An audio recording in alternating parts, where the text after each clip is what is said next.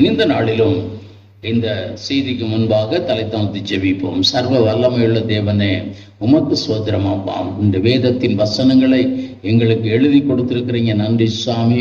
இந்த வசனங்களை நாங்கள் கற்றுக்கொள்ள கர்த்தர் எங்களுக்கு உதவி செய்யுங்க ஆண்டவர். இதை நாங்கள் தியானிக்க கர்த்தர் எங்களுக்கு உதவி செய்யுங்க ஆண்டவர். இந்த வசனம் எங்கள் வாழ்க்கையிலே கிரியை செய்ய எங்களுக்கு உதவி செய்யுங்க சுவாமி. வசனங்களை அனுப்பி நீங்க குணப்படுத்துகிறவராய் இருக்கிறீங்க, ஸ்தோத்தரிக்கிறோம் அம்மா ஆண்டவர். நன்றி சுவாமி. வசனத்தை அனுப்பி விடுதலை தருகிறவராய் இருக்கிறீங்க, உங்களை நன்றியோடு கூட ஸ்தோத்தரிக்கிறோம். கர்த்தரப்படியே செய்து எங்களை ஆசீர்வதிங்கள் அம்மா. உம்முடைய செட்டையின் மறைவிலே வந்திருக்கிற பிள்ளைகளுக்கு ஆண்டவர் நல்ல சுகம், பலன், ஆரோக்கியத்தை கர்த்தர் தரும்படியாய் இந்த வேளையிலே நீங்க அசைவாடுங்க ஆண்டவரை. நன்றி தகப்பனே, மக சோதரம் அடியனை மறைத்து கர்த்தர் வெளிப்படுங்க. இயேசுவின் நாமத்திலே ஜெபிக்கிறோம் நல்ல பிதாவே, ஆமென். இந்த நாளிலும் பிரியமானவர்களே, உங்களோடு கூட நம்மோடு கூட பேசும்படியாய் தேவன் கொடுத்த ஒரு வார்த்தை, சங்கீதங்களின் புஸ்தகம் 27ஆம் அதிகாரம் 14ஆம் வசனம். கர்த்தருக்கு காத்திரு, அவர் உன் இருதயத்தை ஸ்திரப்படுத்துவார், திடமனதாயிருந்து கர்த்தருக்கே காத்திரு. இந்த நாளிலே நம்மோடு கூட பேசும்படியாய் தேவன் கொடுத்த ஒரு வார்த்தை, கர்த்தருக்கு காத்திரு, திடமனதாயிருந்து கர்த்தருக்கே காத்திரு. இந்த நாளிலே அதிகமான சோர்வுகள் மக்களுக்கு நமக்கு வருகிறது. மாத்திரமல்ல, பல பின்மாற்றங்களுக்குள்ளாய் சில வேளைகள் என்ன செய்கிறோம், கடந்து போகிறோம். அதற்கு காரணம் என்னவென்றால், தேவன் நமக்கு ஒன்றும் செய்யல அப்படிங்கிற ஒரு எண்ணம் தான். ஒன்றும் செய்யல, அவர் ஒண்ணுமே செய்யல. ஒரு எலியா தீர்க்கதரிசி போய் சோர்ந்து போய் படுத்து கொண்டார்னா, இயேசபேல் அந்த ராணி அவருக்கு விரோதமா எழுந்திருக்கும் பொழுது ஆண்டவர் ஒண்ணுமே செய்யல, அவர்கள் கைதான் ஓங்கி நிற்கிறது, தேவன் ஒன்றும் செய்யல. அதனால அவருக்கு என்ன வந்தது, ஒரு சோர்வு வந்தது. அதிக நாள் ஜெபிக்கிறோம், அதிகமாய் ஜெபிக்கிறோம், அதிகமாய் தேவனுக்கென்று நம்மை அர்ப்பணிக்கிறோம், தேவனுக்கு பிரியமான ஒரு வாழ்க்கை வாழுகிறோம். ஆனால் நமக்கு என்ன கிடைக்கல, ஒண்ணுமே கிடைக்கல. அதனாலே நம்முடைய வாழ்க்கையில் என்ன வருகிறது, ஒரு சோர்வு வருகிறது. ஒரு சோர்வு. ஒரு ஆசீர்வாதங்களுக்காக எதிர்பார்த்து காத்திருக்கிறோம், ஆனால் என்ன வருகிறது, ஒரு சோர்வு வருகிறது. ஆனால் ஆதி திருச்சபையாருக்கு இந்த சோர்வு என்ன செய்யல, வரல.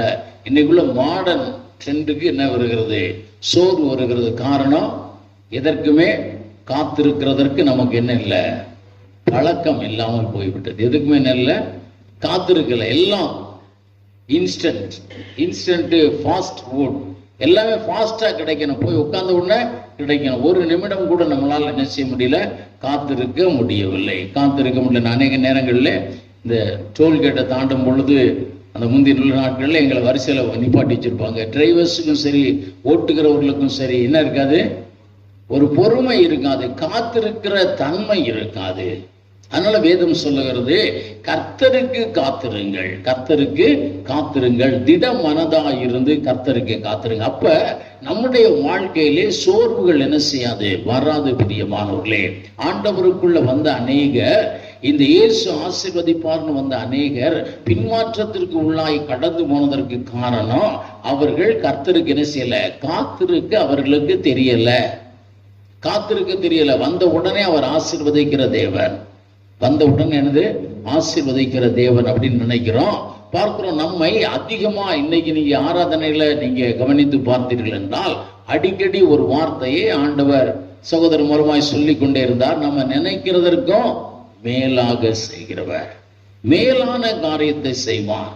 நம்ம நினைக்கிறது கொஞ்சம் தான், ஆனால் தேவன் என்ன செய்வார், மேலான காரியத்தை செய்வார். காரணம், அந்த தேவன் அப்படியாய் நமக்கென்று ஆசீர்வாதங்களை என்ன செய்கிறார், வைத்திருக்கிறார், நமக்கென்று ஆசீர்வாதமாய் வைத்திருக்கிறார். நீங்க வீட்டுல இன்னைக்கு போனோம்னா உங்களுக்கு ஒரு கஞ்சி வைக்கணும்னா எவ்வளவு நேரம் தான் ஆகும், எவ்வளவு நேரம் ஆகும், இந்த பக்கம் பார்த்துக்கணும், எவ்வளவு நேரம் ஆகுமா, ஒரு 5 நிமிஷத்துக்குள்ள வச்சிடலாம். ஆனால் இதே நீங்க நல்ல ஒரு மட்டன் பிரியாணி கிண்டனா எவ்வளவு நேரம் ஆகும், it will take some time.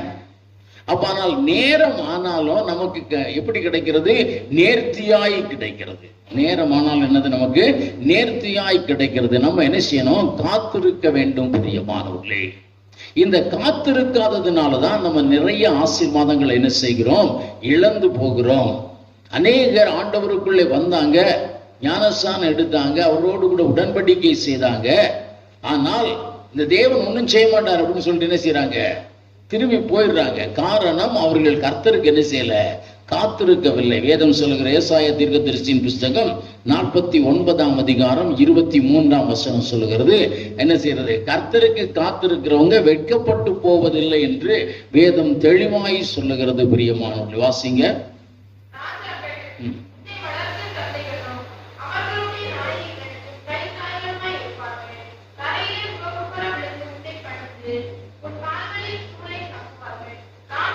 நான் கர்த்தர், எனக்கு காத்திருக்கிறவர்கள் வெட்கப்படுவதில்லை. அதனாலதான் திடமனதா இருந்து கர்த்தருக்கு என்ன செய், காத்திரு. திடமனதா இருந்து கர்த்தருக்கே காத்திரு. வேதம் இதை என்ன செய்கிறது, அதிக வலியுறுத்தி சொல்லுகிறது. பிரியமானவர்களே, ஆண்டவர் முதலாய் செய்த ஒரு அற்புதம் நம்ம வேதத்திலே பார்க்கிறோம். கானா ஊர் கல்யாண வீட்டிலே ஒரு அற்புதத்தை கர்த்தர் செய்தார். இயேசு அந்த இடத்திலே இருந்தார். அற்புதம் செய்கிற இயேசு பிரத்யேகமாய் அவர்கள் கண்களுக்கு முன்பாக இருந்தார். அப்போ அவர்களுக்கு குறைவு வருகிறது. அதை என்னது ப்ராப்பராய் ஆண்டவரிடத்திலே சொல்லுகிறாங்க. ஒருவேளை அவர்கள் சொன்னோம்னா கேட்க மாட்டாங்க, ஆண்டவருடைய தாயின் மூலமாய் அதை சொல்லுகிறார்கள். ஆண்டவர் அந்த வேளையில சொல்லுகிறார், என் வேலை இன்னும் வரவில்லை, கொஞ்சம் காத்திருங்க. ஒரு அற்புதம் நடக்கணும்னு நினைது, கொஞ்சம் காத்திருங்க. ஒரு நேர்த்தியான ஒரு சாப்பாடு அமையணும்னா என்ன செய்யணும், காத்திருக்க வேண்டும், காத்திருக்க வேண்டும். தேவன் நமக்கென்று வைத்திருக்கிற காரியங்கள் சாதாரணமானது அல்ல. அவைகள் பிரத்யேகமாய் இருப்பதினாலே, அவைகள் இன்னும் அதிகமான ஒரு ஆசீர்வாதமாய் இருப்பதினாலே நம்ம என்ன செய்யணும், காத்திருக்க வேண்டும். காத்திருந்தா தான் அது என்ன செய்யும், கிடைக்கும். பிரியமானவர்களே, சாதாரண விடுதலையை என்ன செய்தார், யோசேப்பு வாஞ்சித்தார். அந்த விடுதலை சாதாரணமாய் கிடைத்த ஒரு விடுதலை தான், சாதாரணமாய் கிடைத்து விடுவானால் இன்னும் 2 வருடம் அவர் காத்திருக்க வேண்டியதாயிற்று. காரணம், அவருக்கென்று தேவன் வைத்திருக்கிற ஒரு ஆசீர்வாதம் என்னது, மேன்மையான ஒரு ஆசீர்வாதம். அந்த ஆசீர்வாதம் கிடைக்கிறதற்கு அல்லது அந்த ஆசீர்வாதத்தை அச்சீவ் பண்றதற்கு என்ன செய்யணும், சில காலங்கள் காத்திருக்க வேண்டும். சில காலங்கள் காத்திருக்க வேண்டும். எங்களுடைய வீட்டில் எங்கள் வீட்டினார்கள் ஒரு மரத்தை வாங்கி, ஒரு பழம் உள்ள மரத்தை வாங்கி நட்டு வச்சாங்க. அது நல்ல வளர்ந்தது. 2 வருஷம் ஆச்சு. ஆனால் அதில் காய் வர்றதுக்கு எந்த அறிகுறியும் இல்லை. சோர்ந்து போனாங்க. சோர்ந்து போய் இந்த இடம் சும்மாவே இருக்கிறது, வெட்டிட்டு வேற ஒன்று வைப்போம்னு சொல்லி. அப்போ ஒருவர் எங்கள் வீட்டிற்கு வந்தார்கள். வந்தவங்க அதை பார்த்து நல்லா வளர்ந்துருக்கு, இது இன்னும் வெரைட்டியான மரம், இது கனி தருகிறதற்கு எத்தனை வருஷம் ஆகும், 7 வருடங்கள் ஆகும். நீங்க பொறுமையா காத்திருந்தா சடையா காய்க்கும் அப்படின்னு சொன்னாங்க. அப்போ ஒரு பெரிய ஆசீர்வாதங்களுக்கு, ஒரு தொடர் ஆசீர்வாதங்களுக்கு நம்ம எவ்வளவு நாள் காத்திருக்க வேண்டியது இருக்கிறது, 7 ஆண்டுகள் காத்திருந்தா ஒரு பெரிய ஆசீர்வாதம். அதை காத்திருக்க மனமெல்லாம் உடனே அதை வெட்டி போட்டா நம்ம அந்த ஆசீர்வாதத்தை என்ன செய்கிறோம், இழந்து போகிறோம். பிரியமானவர்களே, அதனாலதான் வேதம் சொல்லுகிறது, கர்த்தருக்கு காத்திரு, திட மனதாயிருந்து கர்த்தருக்கே காத்திரு. ஏனென்றால் நம்ம செய்கிற எல்லா கிரியைகளுக்கும் ஆண்டவர் என்ன கொடுக்கிறவராய் இருக்கிறார், பலன் கொடுக்கிறவராய் இருக்கிறார். எரேமியா தீர்க்கதரிசியின் புஸ்தகம் 31ஆம் அதிகாரம் 16ஆம் வசனம்.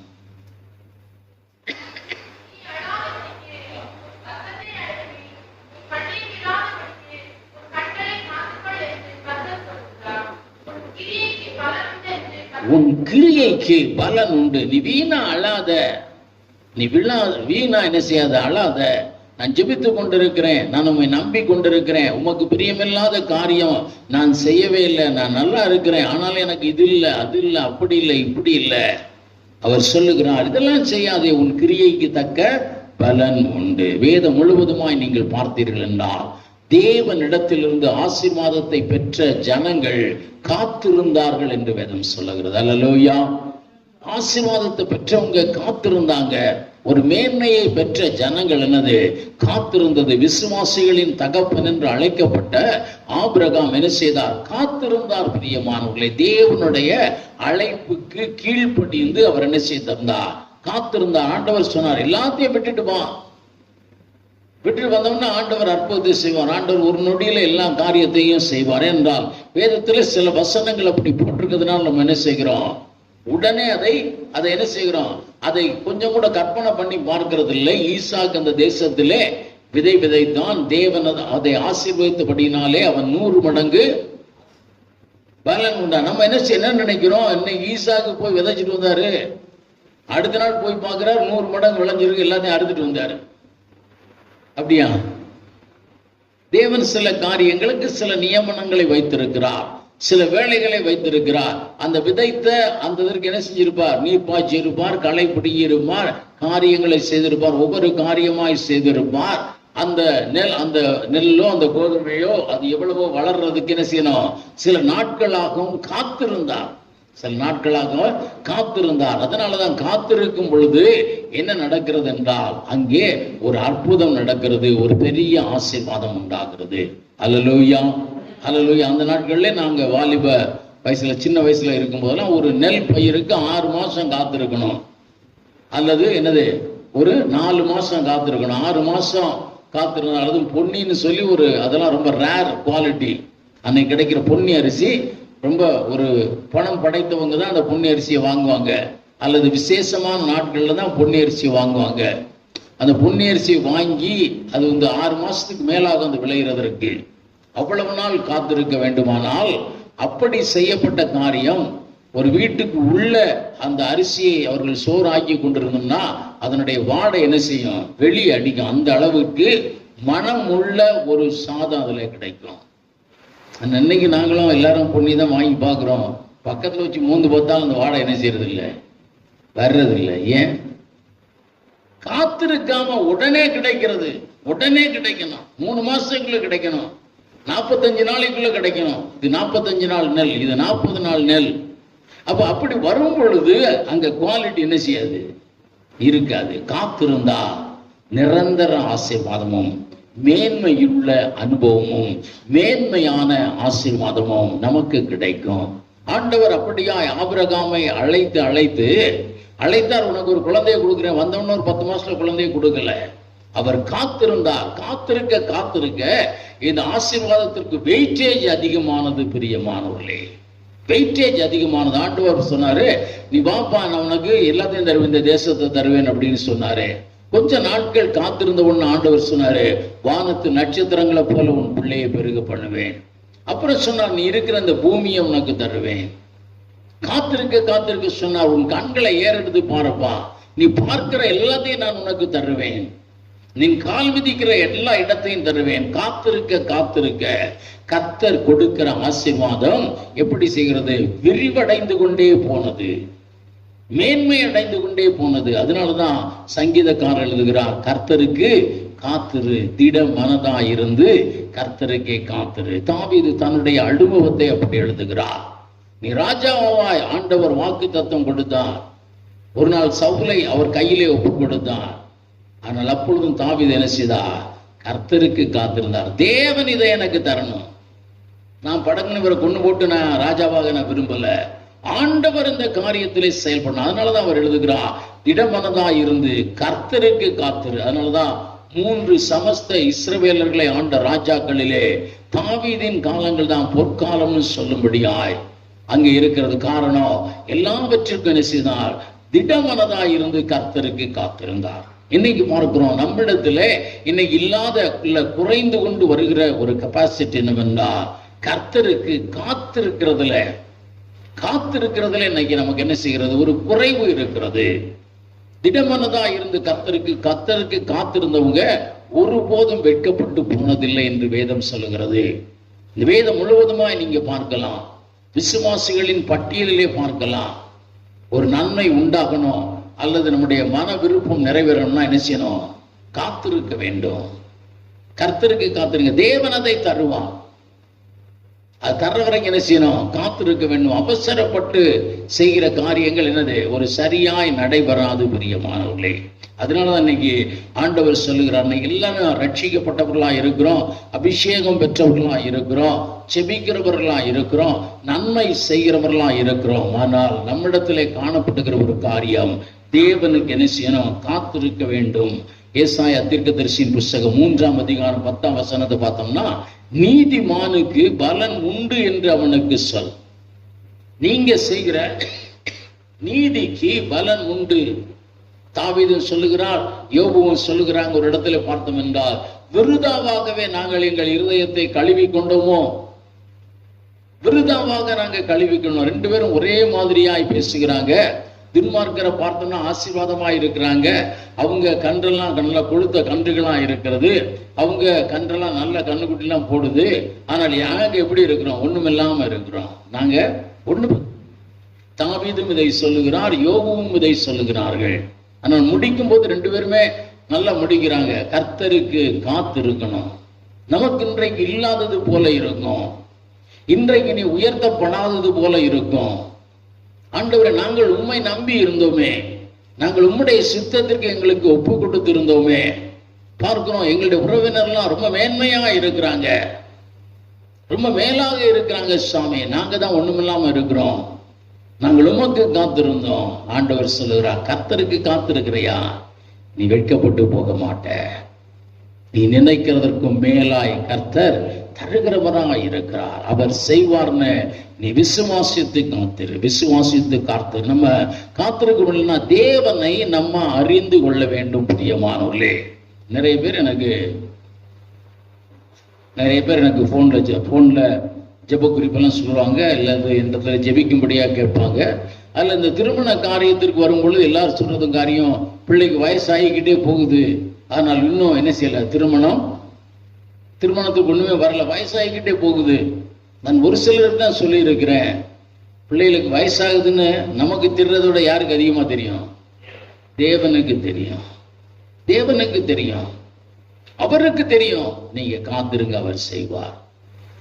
அவர் நேர்த்தியாய் செய்வார். சிலருக்கு சீக்கிரமா செய்கிறார், சிலருக்கு என்ன செய்கிறார்? அந்த காத்திருக்கிறவங்களுக்கு நேர்த்தியாய் செய்கிற தேவனாய் இருக்கிறார். அல்லேலூயா. அதனாலதான் இன்னைக்கு சொல்லுகிறார், கர்த்தருக்கு காத்திருங்க. நம்மிடத்துல உள்ள காரியங்கள், நம்ம ஜெபிக்கிறவங்க, நம்ம ரட்சிக்கப்பட்டவங்க, கர்த்தருக்கு ஏதாவது செய்கிறவங்க, சிறு வயது முதல் ஆண்டவருக்கு பிரியமாய் ஒரு வாழ்க்கை வாழ்ந்தவங்க, ஆனால் அதற்கேற்ற பலன் நமக்கு உண்டு என்று வேதம் சொல்லுகிறது. அதற்கேற்ற பலனை கர்த்தர் தருவார். நீதிமானுக்கு பலன் உண்டு, ரட்சிக்கப்பட்டவர்களுக்கு பலன் உண்டு, பலன் உண்டு. உடனே நம்ம ஒரு பெரிய வியாக்கியானம் பேச வேண்டாம். எப்படி பேசலாம்? ஒரு வியாக்கியானம் நீங்க நம்ம பேசுறோம், ஆமா தேவன் பரலோகத்தில், ஆனால் ஆண்டவர் சொன்ன ஒரு காரியமே இப்படிதான் இருக்கிறது. பிரியமானவர்களே, ஆண்டவரை எல்லாவற்றையும் இழந்து உண்மை பின்பற்றினோமே, எங்களுக்கு என்ன கிடைக்கும் சொன்ன பொழுது, உங்களுக்கு ஒரு பரலோக பாக்கியம் நான் தருவேன். எல்லாரும் நீங்க என்ன செய்வீங்க? ராஜாவாய் அரசாளுவீங்க. அதை மட்டும் ஆண்டவர் சொல்லல.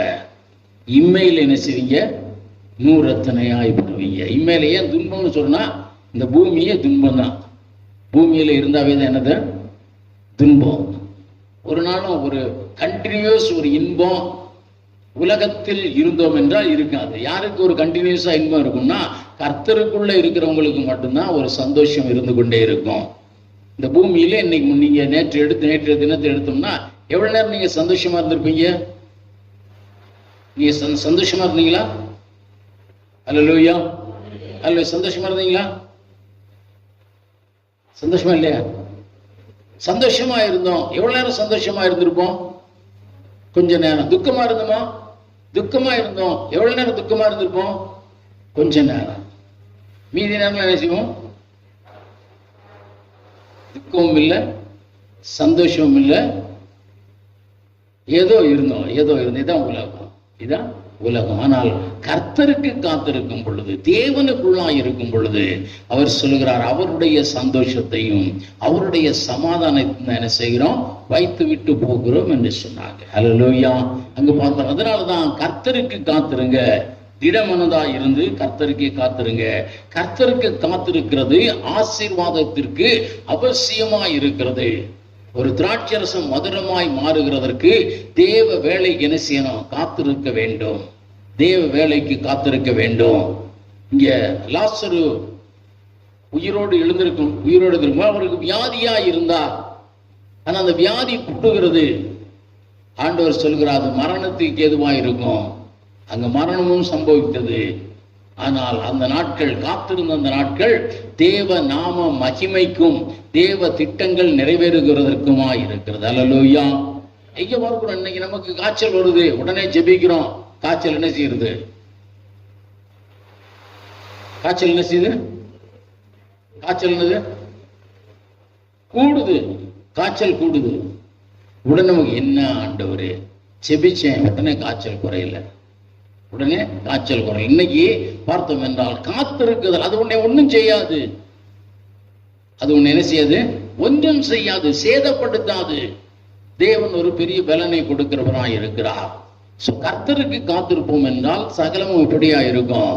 நன்மைக்கு ஏதுமாய் இருக்கும். நன்மைக்கு ஏதுமாய் இருக்கும். இந்த நாளில் பார்க்கிறோம், விதைத்து காத்திருக்க வேண்டும். விதைத்து காத்திருக்கும். இன்னைக்கு பார்த்தோம் என்றால் ஒரு நல்ல நிலத்திலே விழுந்த விதை சிலது 30ஆகவும் 60ஆகவும் 100ஆகவும் பலன் கொடுக்கிறது. அந்த பலன் கிடைப்பதற்கு அந்த விதைத்தவன் என்ன செய்யணும்? காத்திருக்க வேண்டும். விதைத்தவன் என்ன செய்யணும்? காத்திருக்க வேண்டும். ஒரு காலகட்டங்கள் வைத்திருக்கிறது. ஆண்டவர் வந்தார், உன் சிநேகிதருக்காக ஜெபி, உன் சிறையிருப்பை மாற்றுவேன்னு சொன்னார். அவன் சிறையிருப்பு மாறிற்று. உடனே ரெண்டத்தனையான ஆசீர்வாதம் எப்படி வந்தது? உடனே வந்துருச்சா? உடனே வந்துருச்சா? எல்லாரும் அவனை பார்க்க வந்தார்கள். வெள்ளி உடைமைகளையும் பொன்னுடைமைகளையும் கொடுத்தாங்க. அதை கொண்டு அவர் என்ன செய்திருப்பார்? ஏதாவது செய்திருப்பார். வியாபாரம் செய்திருக்கலாம், அல்லது அந்த நிலத்துல உள்ள விளைச்சலை தான் சத்துரு எடுத்துக்கிட்டாங்க. நிலத்தை எடுக்க முடியுமா? அந்த நிலத்துல திரும்பவுமாய் அவர் வேலை செய்திருக்கலாம். ஆண்டவர் ரெண்டத்தனையான பலனை கொடுத்து. It will take some time. அதை நம்ம உணரணும். சில காலங்கள் ஆயிற்று, அவன் நிலைமை மாறிற்று. தேவன் பேசின உடனேயே அவர் ஆண்டவர் அதை வாக்கு கொடுத்துட்டார். அந்த நிலைமை மாறிற்று. ஆனால் அதை முற்றிலுமாய் எடுப்பதற்கு, அதனுடைய ஆசீர்வாதத்தை பெறுவதற்கு அவன் காத்திருக்க வேண்டியது அவசியமாயிருந்தது. இன்னைக்கு பார்க்கிறோம், எல்லா காரியங்களிலும் விதைத்து காத்திருக்க வேண்டும். பிரியமானவர்களே, விதைத்து காத்திருக்க வேண்டும். யாத்திராகமம் 14ஆம் அதிகாரம் 14ஆம் வசனம். கர்த்தர் உங்களுக்காக யுத்தம் பண்ணுவார், நீங்கள் சும்மா இருப்பீர்கள். கர்த்தர் உங்களுக்காக யுத்தம் பண்ணுவார், நீங்கள் சும்மா இருப்பீங்க. இங்க பார்க்கிறோம், நீங்க சும்மா இருங்க, நீங்கள் விதைத்து காத்திருங்க. என்னத்தை விதைக்கிறீங்க? விசுவாசத்தை விதைத்து காத்திருங்க. விசுவாசத்தை விதைத்து காத்திருங்க. ஆண்டவர் எங்களுக்கு ஏதாவது செய்வார். அவங்க விசுவாசம் அதைத்தான் மோசே அவர்களுக்கு கற்றுக் கொடுத்தார். நீங்க சும்மா இருங்கப்பா. ஒரு பெரிய ஒரு பிரச்சனையான ஒரு வேளை. இந்த பக்கம் பார்வோன் சேனை, இந்த பக்கம் என்ன இருக்கிறது? செங்கடல் இருக்கிறது. நடுவில் இருக்கிறோம். ஒன்றும் செய்ய முடியாத சூழ்நிலை, நெருக்கமான ஒரு சூழ்நிலை. இந்த சூழ்நிலையிலே தேவனுடைய பிள்ளைகள் என்ன செய்யணும்? விதைத்து காத்திருக்க வேண்டும். விதைத்து காத்திருக்க வேண்டும். என்னை அழைத்தவர் உண்மையின் தேவனாய் இருக்கிறார். என்னை அழைத்த தேவன் எனக்காக அவரையே கொடுத்த தேவனாய் இருக்கிறார். இந்த காரியங்களை அவர் செய்வார். அல்லது நான் ஜெபி, எனக்கு என்னது, எனக்கு தேவன் இந்த இக்கட்டிலே ஏதாவது ஒன்றை செய்வார். ஏதாவது ஒன்றை செய்வார். ஆபத்து காலத்திலே கர்த்தரை நோக்கி கூப்பிட்டு, அப்பொழுது கர்த்தர் என்ன செய்வார்? விடுவிப்பார். ஏதாவது ஒரு காரியம் நடக்கும். சின்ன பிள்ளையா ஒருவேளை சண்டே ஸ்கூல்ல இருக்கும்போது எங்களுக்கு நான் கதையை படித்திருக்கிறேன். எல்லாருக்கும் அந்த கதை தெரிந்திருக்கும்னு நினைக்கிறேன். ஒரு 2 சின்ன பிள்ளைகள் ஒரு இடத்திற்கு போய் திரும்பும் பொழுது மழை அதிகமாய் பெய்ததினாலே, இருட்டா இருந்ததினாலே வழி தப்பி போய்விட்டார்கள். என்னது? வழி தப்பி போயிட்டாங்க. அந்த இருட்டில் அவங்களுக்கு என்னது? வழி தெரியல. ஏதோ போய் ஒரு மலை பக்கத்துமா ஒதுக்கிட்டாங்க. தங்களுடைய வீட்டிற்கு அவர்கள் என்ன செய்ய முடியல? போக முடியவில்லை. அவர்கள் சண்டே ஸ்கூல்ல சொன்னதை போல அவங்க என்ன செய்தாங்க? அந்த வேளையிலே அண்ணனும் சரி சகோதரனும் சகோதரியுமா இருந்து 2 பேரும் என்ன செய்தாங்க? ஆண்டவரே, எங்களுக்கு பாதை தெரியல, எங்களுக்கு ஒரு வழி காட்டுங்க, நாங்க வீட்டிற்கு போய் ஜெபிக்கணும்னு என்ன செய்தார்களாம்? அவங்க ஜெபித்தாங்க. ஆண்டவர் ஏதாவது எங்களுக்கு செய்வார். இதுல காட்டு விலங்குகள் இருக்கலாம், மற்றது இருக்கலாம், ஆனால் நாங்க சேஃபா எங்க வீட்டுக்கு போகணும், நீங்க ஏதாவது செய்யுங்க அப்படின்னு அப்படி என்ன செய்தாங்க? ஆண்டவரை விசுவாசித்து காத்திருந்தார்களாம். கொஞ்ச நேரத்துல அவங்க ஜெபம் பண்ண கொஞ்ச நேரத்துல பெரும் மழை பெய்ய ஆரம்பித்தது. ஒரு கடுமையான மழை பெய்ய ஆரம்பித்தது. அவர்கள் ஒரு இடத்துல ஒதுங்கி நின்றாங்க. ஒரு பெரிய இடி இடித்து அந்த மலை பக்கத்தில் இருக்கக்கூடிய ஒரு மரம் என்ன செய்தது? அது தீப்பிடித்து எரிய ஆரம்பித்ததாம். இவர்களுக்கு ரொம்ப பயமா போச்சு. ஆண்டவரே ஏதாவது செய்யுங்கன்னு ஜெபிச்சோம், இப்படி நடந்து கொண்டிருக்கிறது. ஆனால் அவர்கள் என்ன செஞ்சாங்க? ஆண்டவர் ஏதாவது எங்களுக்கு செய்வார்னு விசுவாசித்தாங்க. கொஞ்ச நேரத்துல ஒரு மணி அடித்து கொண்டு வண்டி, ஒரு ஃபயர் இன்ஜின் வேகமாக வந்து அதை அணைக்கிறதற்கு வந்தவங்க இந்த 2 சின்ன பிள்ளையும் பார்த்து அவரிடத்தில் கேட்ட பொழுது அவர்கள் சொன்ன பொழுது அவர்களையும் வண்டியில ஏற்றி கொண்டு இந்த தீயை அணைச்சிட்டு வீட்டுல கொண்டு போய் சேர்த்தார்களாம். அப்ப அந்த தீயணைக்கும் படையில் உள்ளவங்க சொன்னாங்களா, இந்த மரம் எரியவில்லை என்றால் நாங்க இங்க என்ன செஞ்சிருக்க மாட்டோம், வந்திருக்க மாட்டோம். நாங்க வந்த இந்த மரம் எரிஞ்சதுனாலதான், மழை பெய்ததுனாலதான், இடி இடிச்சதுனாலதான் இந்த மரம் எரிந்தது. நாங்கள் அதை அணைப்பதற்காக வந்தோம், உங்களையும் கண்டோம்னு. விதைத்து காத்திருங்க. ஆண்டவர் ஒரு குரூஷியலான நேரத்துல எனக்கு ஏதாவது செய்வார், நிச்சயமா என்ன செய்வார், விடுவிப்பார். அதுதான் சாத்ராக் மேஷாக் ஆபேத்நேகோ சொன்னாங்க, நாங்கள் ஆராதிக்கிற தேவன் எங்களை தப்புவிக்க வல்லமை உள்ளவராயிருக்கிறார். வல்லமை உள்ளவராயிருக்கிறார். அது அக்கினியா இருந்தாலும் சரி, அது ராஜாவா இருந்தாலும் சரி, அது ராஜாவுடைய கட்டளையா இருந்தாலும் சரி, அவர் ஏதாவது எங்களுக்கு செய்து எங்களை என்ன செய்வார், விடுவிப்பார். தான் அவர்களுடைய நம்பிக்கை. அதே போல பார்க்கிறோம், இன்றைக்கு நம்ம இருக்கிற ஒரு நிலையில விசுவாசித்து காத்திருங்க. விசுவாசம்ங்கிற விதையை விதைத்து தேவன் எனக்கு ஏதாவது செய்து இந்த பிரச்சனையிலிருந்து என்னை விடுவிப்பார்னு நம்பணும். பிரியமானவர்களே, நம்பி காத்திருக்கணும். எதுவரைக்கும் காத்திருக்கணும்? விடுதலை வரும் வரை காத்திருங்க. அல்லேலூயா. வேதம் சொல்லுகிறது, அவர் கர்த்தர், அவருக்கு காத்திருந்தவங்க ஒரு நாள் என்ன செய்கிறது இல்லை, வெட்கப்பட்டு போகிறது இல்லை. நான் அடிக்கடி எல்லாருக்கும் என்னுடைய சாட்சிய நான் சுருக்கமாய் சொல்லும்போது சொல்லுவேன். நான் பெரிய ஒருவேளை ஒரு நல்ல நாலேஜ் உள்ளவனா இருந்தேன், நல்ல இன்டெலிஜென்டா இருந்தேன். ஆனால் வெறும் டிகிரி மட்டும்தான் படித்திருந்தேன். டிகிரி படிச்சுட்டு அடுத்து மேல ஒண்ணுமே செய்யலை. 74 டிகிரி முடிச்சேன். 78 எனக்கு வேலை கிடைத்தது. சந்தோஷமா இருந்தேன், ஒரு நாள் கூட துக்கமா இல்லை. ஆண்டவர் வைத்திருந்தார். நான் இந்த ஆலயங்களுக்கு வந்து போனதுனால அதுல ஏதோ ஒரு விதை என்னுடைய உள்ளத்திலே விழுந்துச்சு. பெரிய பிரசங்களை கேட்கறது இல்லை, ஆனால் ஒரு விதை விழுந்தது. அந்த விதை ஒரு விசுவாச மரமா இருந்தது. யார் கேட்டாலும் நான் கவலைப்படாம சொல்லுவேன், இயேசு எனக்கு ஒரு வேலையை தருவார். அல்லேலூயா. இயேசு எனக்கு ஒரு வேலையை தருவார். எனக்கு ஆள் பலமும் கிடையாது, பணபலமும் கிடையாது, இல்லை இப்படி போனா இப்படி கிடைக்கும் எனக்கு ஆலோசனை சொல்லுகிறவரும் இல்லை. ஆனால் நான் சந்தோஷமா இருந்தேன். ஒரே ஒரு விசுவாசம், விதைத்து காத்திருந்தேன். இயேசு எனக்கு ஒரு அற்புதத்தை செய்வார். இயேசு ஒரு அற்புதத்தை செய்தார். இயேசு ஒரு அற்புதத்தை. நான் அப்ளிகேஷன் போடல, ஆனா என்னை ஒரு பரீட்சை எழுத கூப்பிட்டாங்க. போனேன், பரீட்சை எழுதினேன். எல்லா பரீட்சையை போலதான் அதையும் எழுதினேன். ஆனால் அதிலே தேவன் ஒரு வெற்றியை கொடுத்து எனக்கு என்ன செய்தார், ஒரு வேலையை கொடுத்தார். அந்த நாட்களிலே வெறும் பிஎஸ்சி படித்து முடித்தவர்களுக்கு ஒரு பெரிய வேலைங்கிறது பேங்கில் உள்ள வேலை தான். அதுவும் அப்பெல்லாம் நாங்கள் நினைச்சோம் பிகாம் படித்தவங்களுக்கு தான் தருவாங்க. நான் வெறும் பிஎஸ்சி. ஆனால் கர்த்தருக்கு காத்திருந்தேன், விதைத்து காத்திருந்தேன். என்னிடத்துல ஒரு பெரிய பக்தி இல்லை, ஒரு பெரிய ஜெப வீரன் அல்ல, ஒரு பெரிய பரிசுத்தவான் அல்ல, சாதாரண உலகத்து மனுஷன். ஆனால் ஒரு விதை எனக்குள்ளே விழுந்து அது முளைத்திருந்து அது ஒரு விசுவாச மரமாய் வந்தது. இயேசு எனக்கு ஒரு வேலையை தருவார். 4 வருஷ சந்தோஷம். அந்த விசுவாசத்தின் நிழலிலே, அந்த மரத்தின் நிழலில தான் நான் இருந்தேன். ஆனால் கர்த்தருக்கு காத்திருந்தேன், அவர் என்னை வெட்கப்படுத்தல. அல்லேலூயா, அல்லேலூயா. இவன் இப்படித்தான் போவான், இவன் அப்படித்தான் போவான், நிறைய பேர் சொன்னாங்க. ஆனால் கர்த்தர் மேலாய் தூக்கி நிறுத்தினார். காரணம், விசுவாசித்து காத்திருங்க. ஆண்டவர் எனக்கு செய்வார், ஆண்டவர் எனக்கு ஒரு அற்புதத்தை செய்வார். இந்த ஆபத்துல நான் அவரை நோக்கி கூப்பிட்டு இருக்கிறேன், அவரிடத்துல என் பிரச்சனையை சொல்லி இருக்கிறேன், அவரோடு கூட பகிர்ந்து கொண்டிருக்கிறேன். அவர் நிச்சயமாய் எனக்கு ஏதாவது செய்வார்னு காத்திருங்க. தேவன் உங்களுக்கு அதிசயத்தை செய்வார். இங்க பார்க்கிறோம், அவர்கள் காத்திருந்த வேளையிலே என்ன நடந்தது? யாத்ராகமம் 14ஆம் அதிகாரம் 20, 21ஆம் வசனம்.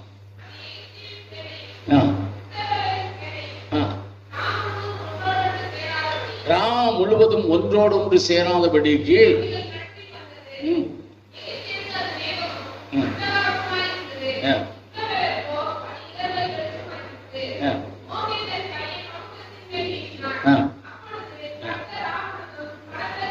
இங்கே பார்க்கிறோம், இவர்கள் சும்மா இருந்த அந்த ராம் முழுவதும் இவர்களுக்காக யார் வேலை பார்த்து கொண்டிருந்தா? தேவன் வேலை பார்த்து கொண்டிருந்தார். செங்கடலை பிளப்பதற்காக அவர் கீழ்காற்றை அனுப்பினார். பார்வோனின் சேனை இவர்களை தொடாதபடி தேவ சமூகம் அவர்களை ஆட்கொண்டது. நீங்க விசுவாச விதையை விதைத்து காத்துருங்க. அப்ப கர்த்தர் உங்களுக்காக யாவற்றை என்ன செய்வார்? செய்து முடிப்பார். அதனாலதான் தாவீது தன் அனுபவத்தில் எழுதுகிறார், எனக்காக யாவையும் செய்து முடிக்கிற என் தேவனாகிய கர்த்தர். ஹல்லேலூயா, ஹல்லேலூயா. இந்த விசுவாச விதை நமக்குள்ளே வளர வேண்டும். இந்த விசுவாச விதையை விதைத்து அது பலன் தரும் என்று காத்திருக்க வேண்டும்.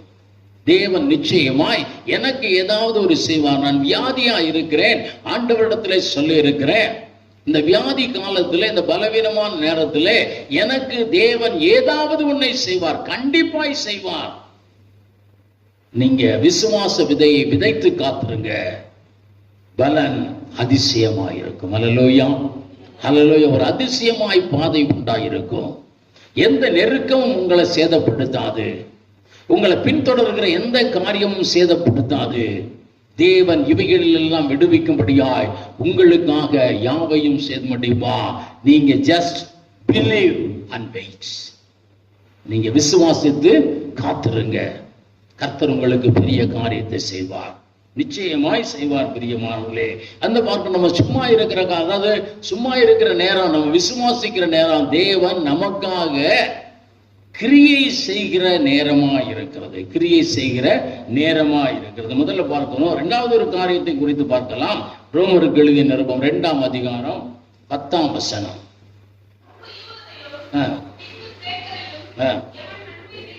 எவன் நன்மை செய்கிறானோ அவனுக்கு மகிமையும் கனமும் சமாதானம் உண்டாகும். வேத வசனங்கள் தெளிவாய் சொல்லுகிறது, நன்மை செய்கிறவனுக்கு மகிமை உண்டாகும், கனம் உண்டாகும், சமாதானம் உண்டாகும்.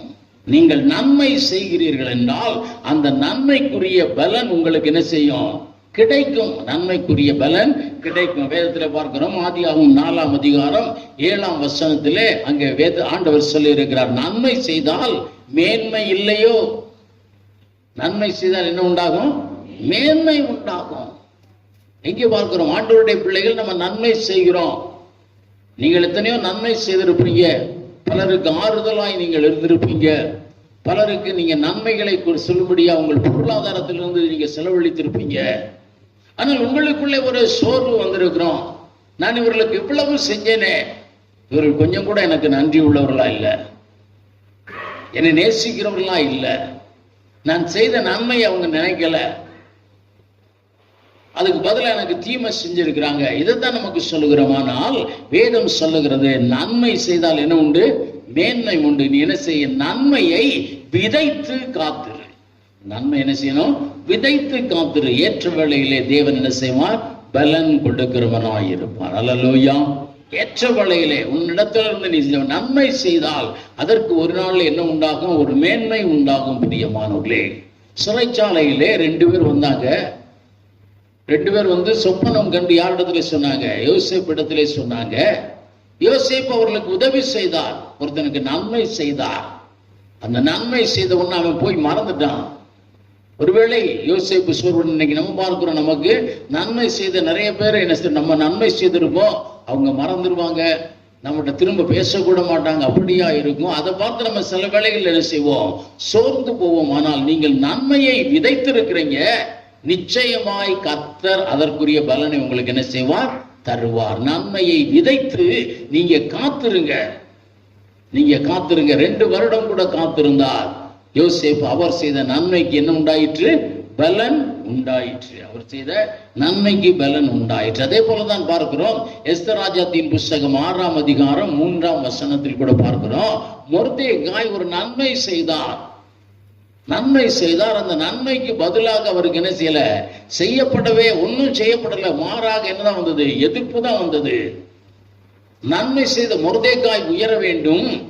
ஆனால் நன்மை செய்த மொர்தெகாய் உயராதபடிக்கு ஆமான்கிற ஒரு மனிதன் உயர்ந்தான். அவன் நன்மை செய்த மொர்தெகாய்க்கு எதிராய் வந்தான். எப்படி இருக்கும் யோசிச்சு பாருங்க. நான் இவ்வளவாய் நான் வேலை பார்த்தேனே, நான் இருக்கிற ஸ்தலத்திலே இவ்வளவாய் உண்மையாய் நான் உழைத்தேன், இவ்வளவாய் எல்லாருக்கும் நன்மையானது செய்தேன், யார் வந்து கேட்டாலும் நான் நன்மை செய்தேன், நான் யாருக்கும் தீமை செய்யல, ஆனால் எனக்கு நன்மைக்கேற்ற பலன் வரல, அதற்கு பதிலாக தீமை வந்திருக்கிற. நீங்க பார்க்கிறோம், அந்த எஸ்தர் ராஜாத்தின் புஸ்தகம் 6ஆம் அதிகாரம் 3ஆம் வசனத்திலே தேவன் அவன் செய்த நன்மைக்கு பலனான காரியங்களை தரும்படியாய் கிரியை செய்தார். அல்லேலூயா. இது நமக்கு எல்லாருக்கும் தெரியும்ல, மொர்தெகாய் எஸ்தர் தெரியும்ல, தெரியுமா தெரியாதா? அல்லேலூயா. அப்ப பார்க்கிறோம், நமக்கு அதனால அதை விரிவாய் சொல்ல வேண்டியதில்லை. நன்மையை செய்திருக்கிற நம்ம நன்மையை விதைத்து காத்திருங்க. அதை இன்னும் சொல்ல போனோம்னா, நன்மை செய்து பலனை தேவனிடத்திலிருந்து பெற்றுக்கொள்ள வேண்டும். அல்லேலூயா. என்ன செய்யணும்? நன்மை செய்து யாரிடத்திலிருந்து பெற்றுக்கொள்ள வேண்டும்? தேவனிடத்திலிருந்து பெற்றுக்கொள்ள வேண்டும். அதான் சொல்லுகிறது. இன்னைக்கு நம்முடைய காரியம் அப்படித்தான் இருக்குது. ஆண்டவரே, நான் இவர்களுக்கு தேவனுடைய வார்த்தையை சொல்லி இருக்கிறேன், இவங்க இடத்துல ஜெபிக்க சொன்னாங்க, நான் ஜெபித்திருக்கிறேன், இவர்களுக்கு நன்மை செய்திருக்கிறேன். பலனை யார் தரணும்? தேவன் தரணும். நன்மையை விதைத்திருக்கிறோம். ஒருவேளை மனிதனிடத்துல கேட்டா அந்த நன்மைக்கு பதிலாக ஒரு நன்மை உண்டாகும். ஆனால் தேவன் அதற்கு நமக்கு நன்மை செய்வார், பலனை தருவார்னா அது 100 மடங்கு பலனாயிருக்கும். அல்லேலூயா. இங்க பார்க்கிறோம், பலனை ஆண்டவரிடத்தில் எதிர்பார்த்த மொர்தெகாய்க்கு என்ன நடந்தது? ஒரு பெரிய உயர்வு வந்தது, ஒரு மகிமை வந்தது. ஆண்டவர் சொன்னார், நன்மை செய்தவனுக்கு என்ன வருமா? மகிமை வரும், கனம் வரும், சமாதானம் வரும், உயர்வு வரும். எப்பவென்றால் நன்மை செய்து பலனுக்கு காத்திருங்க. யார் பலன் தரணும்? தேவன் பலன் தரணும். அந்த நன்மை செய்யும்படியான உங்களுக்கு உள்ளத்தை யார் கொடுத்தா? தேவன் கொடுத்தார். யார் ஒருத்தருக்கு நீங்க நன்மை செய்யணும்னு சொன்னார், தேவன் உங்கள் உள்ளத்தை ஏவினார். அப்ப தேவன் செய்த காரியத்தை, சொன்ன காரியத்தை செய்திருக்கிறீங்க. பலனை யார்கிட்ட தான் எதிர்பார்க்கணும்? தேவன்கிட்ட எதிர்பாருங்க. மனிதரிடத்தில் எதிர்பார்ப்பீர்கள் என்றால் சோர்ந்து போவீங்க. கர்த்தருக்கு காத்திருங்க. நன்மை செய்து கர்த்தருக்கு காத்திருங்க. ரொம்ப அழகாய் இங்க நமக்கு நன்றாய் தெரியும். எசேக்கியா ராஜா ஆண்டவரிடத்துல ஒரு ரிவ்யூ பெட்டிஷன் சொல்லுவாங்க. அதை நம்ம அபிஷியல் லாங்குவேஜில் பார்த்தோம்னா, முதல்ல அவருக்கு கிடைக்கல, ப்ரொமோஷன் கிடைக்கல. அப்புறம் ஒரு ரிவ்யூ பெட்டிஷன் எழுதுவார். நான் ரொம்ப உண்மையா இந்த ஸ்தாபனத்திற்கு உழைத்தேன், நான் இப்படியெல்லாம் செஞ்சிருக்கிறேன், என்ன நினைச்சு எனக்கு இந்த ப்ரொமோஷன் தாங்க எழுதுவாங்க. அதை பார்த்து திரும்ப அவருக்கு என்ன செய்வாங்க? Review petition. எசேக்கியா ராஜா சொன்னார் ஆண்டவரே, நான் உமக்கு உத்தமமாக நடந்தேன், உண்மையா நடந்தேன், கொஞ்சம் கன்சிடர் பண்ணுங்கப்பா. சொன்ன உடனே கர்த்தர் என்ன செய்தார்? நன்மைக்குரிய பலனை தந்தார். அல்லேலூயா. நன்மையை கர்த்தரிடத்தில் இருந்து பாருங்க, அது உங்களுக்கு ஆரோக்கியமாய் வரும், கனமாய் வரும், மகிமையாய் வரும், சமாதானமாய் வரும், உயர்வாய் வரும், அது ஆசீர்வாதமாய் வரும். அல்லேலூயா. ஏனென்றால் வேதத்திலே தேவன் தெளிவாய் சொல்லுகிறார், நன்மை செய்தால் மேன்மை இல்லையோ? நீங்க நன்மை செய்தீர்கள் என்றால் மேன்மை. அந்த மொர்தெகாய்க்கு ராஜா சொல்லுகிறார், இந்த நன்மை செய்த மொர்தெகாய்க்கு ஏதாவது பதில் செய்யப்பட்டதா கேட்கிறாரு. தேவ சமூகத்தில் ஒரு நாள் நீங்கள் செய்த நன்மைகள் நினைவு கூறப்படும்.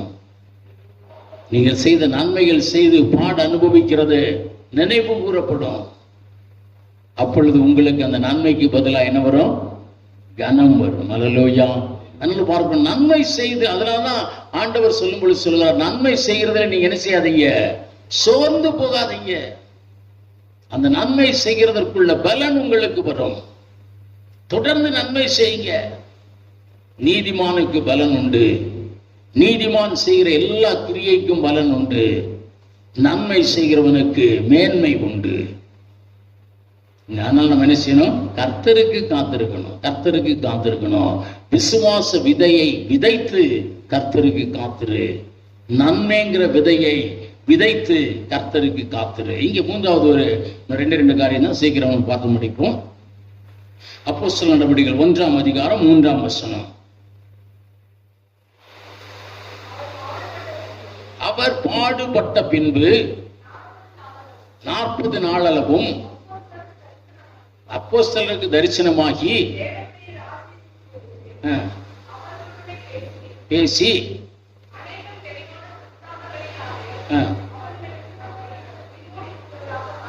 காண்பித்தார். இங்கே பார்க்கிறோம், ஆண்டவராய் இயேசு கிறிஸ்து இந்த உலகத்தில் இருந்த நாட்களிலே அவர் இருந்தார். அற்புதங்களை செய்தார். அவர் இருக்கும் பொழுது அடிக்கடி சொன்னார், நான் மகிமை அடையும் நாட்கள் வரும். அந்த மகிமை நாட்கள்னா அவர் பாடுபட்ட பின்பு, பாடுகளுக்கு பின்பு இயேசு கிறிஸ்துவுக்கு என்ன வந்ததா? மகிமை வந்தது. அப்போஸ்தலர் நடவடிக்கைகள் 17ஆம் அதிகாரம் 3ஆம் வசனம்.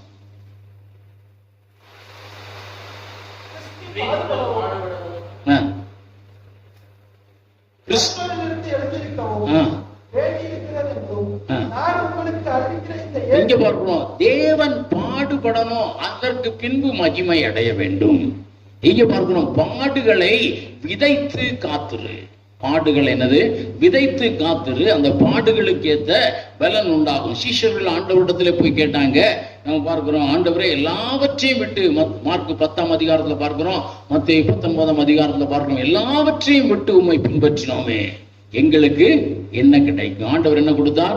100 மடங்கு கிடைக்கும். எப்ப? எல்லாவற்றையும் விட்டு பாட அனுபவிக்கும் பொழுது, பாடை விதைக்கும் பொழுது, பாடுபடுதலை விதைக்கும் பொழுது, கிறிஸ்துவுக்காய் பாடுபடுகிறதை விதைக்கும் பொழுது உங்களுக்கு என்ன பலன் கிடைக்கும்? 100 பலன் கிடைக்கும்.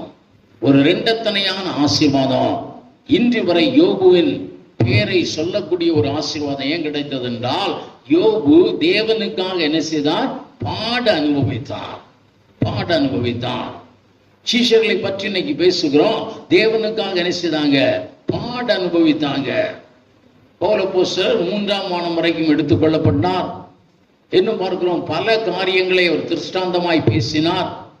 பலருக்கு கொடுக்காத காரியங்கள் அவருக்கு கொடுக்கப்பட்டது. பேதுருவுக்கு இணையாய் அற்புதங்களை, அதிசயங்களை செய்தார். இன்னைக்கு வாசிக்கும் பொழுது நம்மளும் எப்படி இருக்குன்னு நினைக்கிறோம்? நினைக்கிறோமா? நம்மளும் பவுலப்போஸ்தலன் போல இருக்கோன்ற நினைப்பு வரணுமா? வருதா? வேண்டாம் வேண்டாம் சாமி, அவரை போல நாங்க இருக்க வேண்டாம், ஏதோ ஒரு ஓரமா இருந்து காரியத்தை செய்யறோம் அப்படின்னு. அவர் பாட அனுபவிக்கிறவராய் இருந்தார். அதனாலதான் அவருக்கு மேன்மையான அனுபவங்கள். அல்லேலூயா, அல்லேலூயா. இங்க பார்க்கிறோம், யோவான் சீஷனுக்கு வெளிப்படுத்தின காரியங்கள், மகிமையான காரியங்களை வெளிப்படுத்தினார். எப்ப வெளிப்படுத்தினார்? கிறிஸ்துவுக்குள்ளாய் அவர் பாடுபட்டு அந்த பாடுகளின் நிமித்தம் பத்மதீவிலே அடைக்கப்பட்ட பொழுதுதான் அவர் கிறிஸ்துவுக்காக பெரிய காரியங்களை அவருக்கு என்னது கொடுக்கப்பட்டது. பிரியமானவர்களே, பாடுகளை விதைத்து காத்திருந்தா பெரிய ஆசீர்வாதங்கள் உண்டாகும். அல்லேலூயா. இன்னைக்கு நீங்க நம்ம கிறிஸ்துவுக்காய் ஒரு காரியத்தை இழந்தோம்னா, வேதம் சொல்லுகிற அந்த காரியத்தை கர்த்தர் திரும்ப தருகிறவராய் இருக்கிறார். கிறிஸ்துவுக்காக பாடுபட்டு அவருக்கு காத்திருக்கணும். இதற்கேற்ற பலனை அவர் தருவார்னு காத்திருங்க. இதை நீங்க வீட்டுல போய் இதை நீங்க இன்னும் அதிகமாக நீங்க படித்துக் கொள்ளுங்க. கர்த்தரப்படியா நமக்கு செய்வார். கடைசி ஒரே ஒரு காரியத்தை பார்க்கிறோம். எஸ்தர் ராஜாத்தின் புஸ்தகம் 4ஆம் அதிகாரம் 16ஆம் வசனத்திலே மொர்தெக்காய் புறப்பட்டு எல்லாரையும் அழைத்து கொண்டு போய் என்ன செய்தார்? 3 நாள் இரவும் பகலும் புசியாமல் குடியாமல் என்ன செய்தார்? ஜெபித்தார் என்று வேதம் சொல்லுகிறது. ஜெபத்தை விதைத்து காத்து, ஜெபங்கிற விதையை விதைத்து காத்துரு, பலனை நீ அறுப்பாய். நீ நம்ம ஜெபித்த ஜெபத்திற்கு யார் பலன் கொடுக்கணும்? நீங்க ஜெபித்த ஜெபத்துக்கு நான் பலன் கொடுக்க முடியுமா? இல்ல நான் ஜெபிச்ச ஜெபத்துக்கு நீங்க பலன் கொடுப்பீங்களா? கொடுப்பீங்க. சூப்பரா இருந்தது உங்க ஜெபம் அப்படின்னு நான் சொன்னேன்னா அது பலன் தான். ஆனா அந்த பலனை எதிர்பார்க்காதீங்க. பலனை யார்கிட்ட எதிர்பார்க்கணும்? தேவனிடத்திலே எதிர்பாருங்க. ஜெபத்திற்கு உங்க ஜெப தூபங்கள் தேவனிடத்திலே போகும் பொழுது பலன் எப்படியாய் வருகிறது? பல மடங்கு ஆசீர்வாதமாய் வருகிறது, பரிசுத்த ஆவியாய் வருகிறது, வரங்களாய் வருகிறது, வல்லமையாய் வருகிறது, பெருக்கமாய் வருகிறது, தரிசனங்களாய் வருகிறது, தேவ திட்டங்களாய் வருகிறது, இன்னும் சொல்லி முடியாத பல காரியங்களாய் வருகிறது. ஜெபங்கிற விதையை விதைத்து காத்திருங்க. கர்த்தர் பெரிய காரியத்தை செய்வார். பிரியமானவர்களே, சோர்ந்து போக வேண்டாம். ரட்சிக்கப்பட்டவர்களுக்கு பலன் உண்டு. இந்த உலகத்தின் சிற்றின்பங்களை விட்டவர்களுக்கு பலன் உண்டு. நீங்க எதுல லைத்து கொண்டிருக்கிறீங்களோ, எதுல சந்தோஷப்படுகிறீங்களோ, அந்த சந்தோஷத்தை கிறிஸ்துவுக்காக இழப்பீர்கள் என்றால் உங்களுக்கு பலன் உண்டு.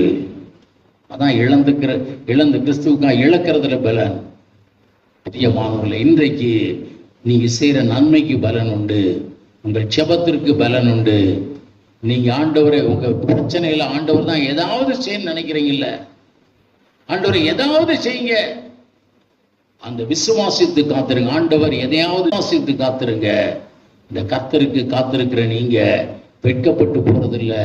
கர்த்தருக்கு காத்திருக்கிற நீங்க புது பலன் அடைவீர்கள். கர்த்தருக்கு காத்திருக்கிற நீங்க கழுகை போல சட்டைகளை அடித்து உயரே எழும்புவீர்கள். தேவன் அப்படிப்பட்ட காரியத்தை நமக்கு தருவார்.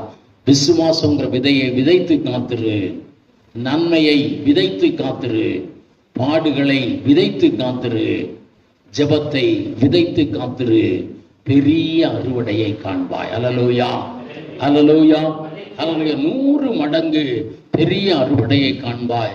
கர்த்தர் தாமே அப்படிப்பட்ட நல்ல பலன்களால் உங்களை நிரப்புவாராக. ஆமென். தலை தாழ்த்தி ஜெபிப்போம்.